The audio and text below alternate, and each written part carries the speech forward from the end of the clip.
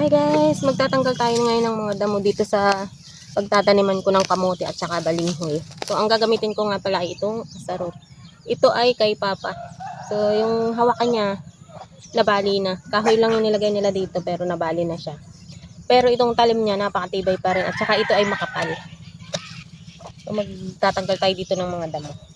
Tsaka mas madali lang siyang tanggalan ng damo pag ito ang gamit. Kasi malapad siya.